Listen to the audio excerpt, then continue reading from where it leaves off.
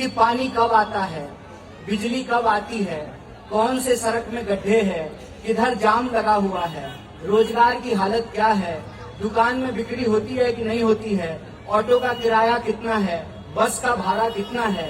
आप हकीकत हमसे बेहतर जानते हैं। इसलिए ऐसा बिल्कुल भी नहीं है कि हम मंच पे खड़े हैं तो हम ज्यादा जानते हैं और जो लोग अपने घरों में बैठकर सुन रहे हैं, अपने दुकानों में बैठकर सुन रहे हैं, जो कुर्सियों पे बैठे हैं, खड़े हैं, उनको सच्चाई नहीं मालूम है। ऐसा बिल्कुल नहीं है, आपको सब कुछ मालूम है। मैं सिर्फ आपसे ये कहने के लिए आया हूं कि जब हकीकत मालूम है तो लोकतंत्र में ये अवसर होता है कि उस हकीकत की बुनियाद पर एक सही फैसला लिया जाए। कबीर कहते हैं, चलती चक्की देखकर दिया कबीरा रोए, दो पाटन के बीच में साबुत बचाना कोई। दिल्ली की आज यही हालत है। आप देखिए कि दिल्ली के राजनीति में, दिल्ली की सियासत में 5 साल सिर्फ और सिर्फ तू मैं होता है। तू चोर मैं सिपाही तू चोर, 5 साल यही चलता है।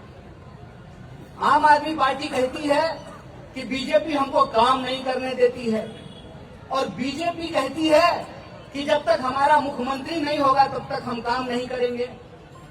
मैं कहता हूं कि ये कहीं ना कहीं दिल्ली के लोगों के खिलाफ एक बदले की कार्रवाई है और ये मैं सच्चाई की कसौटी पे खड़ा होकर के आपको कहता हूं। पिछले 10 साल से दिल्ली की 7 लोकसभा दिल्ली के लोगों ने मोदी जी को दिया। 7 का 7 हर बार कैंडिडेट बदल देते हैं।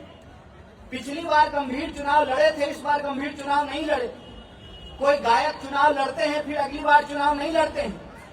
लेकिन 7 की 7 लोकसभा तीसरी बार 2014 में भी, 2019 में भी और 2024 में भी 7 की 7 लोकसभा दिल्ली के लोगों ने बीजेपी को दिया। लगातार नगर निगम में बीजेपी के लोगों को जिता करके रखा। केजरीवाल जी को 10 साल मुख्यमंत्री बना करके रखा।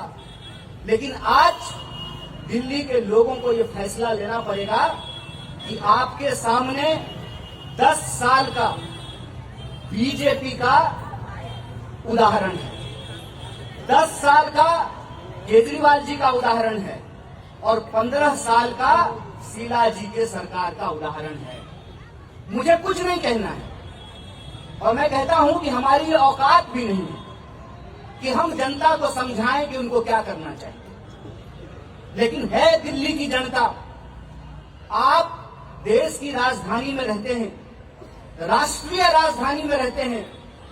आप बताइए, जिस देश की इकोनॉमी 5 ट्रिलियन होने वाली हो, जिस देश के प्रधानमंत्री को चढ़ने के लिए 8,500 करोड़, 8,500 लाख नहीं, 8,500 रुपया नहीं, 8,500 करोड़ का हवाई जहाज खरीदा गया हो, जहां के एमपीओ को रहने के लिए 20,000 करोड़ का घर बनाया गया हो। क्या सांसद महोदय, 20,000 करोड़ का नया पार्लियामेंट बना हो, लाखों करोड़ों रुपया प्रचार पर पानी की तरह बहाया जाता हो, उस देश की राजधानी की हालत क्या है। सुबह अगर आपको त्रिनगर से चल करके नेहरू प्लेस जाना है काम करने के लिए, 2.5 घंटा आप बस में रहेंगे। शाम को खत्म करके काम वापस जब आप अपनी कॉलोनियों में आएंगे तो 2.5 घंटा आप बस में रहेंगे। 5 घंटा आप बस में रहते हैं, 5 घंटा। और उस बस की हालत क्या है, ममता जी यहाँ खड़ी हैं, बस में जब आप चलेंगी दिल्ली में तो आप अगर पर्स बचाएंगी तो आपका मोबाइल मार करके ले जाएगा, अगर आप मोबाइल बचाएंगी तो आपका पर्स मार करके चला जाएगा। अगर यह बात झूठ है तो कह दीजिए कि ये झूठ है, और अगर ये सच है तो इस सच को स्वीकार कीजिए कि जो सप्लाई का पानी आता है वो पीने लायक नहीं है। पीने तो छोड़िए, धोने लायक नहीं है, ऐसा पानी आता है।